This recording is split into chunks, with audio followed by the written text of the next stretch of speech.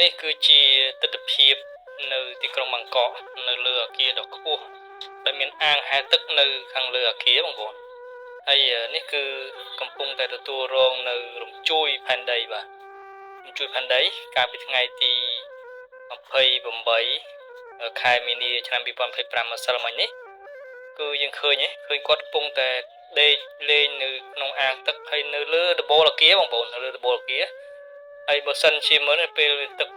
វាអង្គើវាទឹកវាក្លក់អញ្ចឹងបើសិនជាយើងមិនបានប្រុងប្រយ័ត្នទេគឺវាអាចកវាត់យើងចេញពី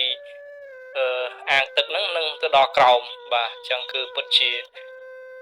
គ្រោះថ្នាក់បងប្អូនអញ្ចឹងគឺសូមប្រុងប្រយ័ត្នទាំងអស់គ្នាបងប្អូនណាបច្ចុប្បន្ននេះគឺយើងនឹងនៅបន្តស្ថានភាពហ្នឹងបែបហ្នឹងទៀតបើតាមទីភ្នាក់ងារជំនាញបានជូនដំណឹងមកគឺសូមបងប្អូនមេត្តាបន្តការប្រុងប្រយ័ត្នខ្ពស់បាទព្រោះស្ថានភាពនេះវានឹងនៅបន្តរហូតទៀតរហូតទៅដល់បាទតាមព័ត៌មានគឺរហូតទៅដល់ថ្ងៃទី10ខែមេសាឆ្នាំ2025ខាងមុខនេះបាទ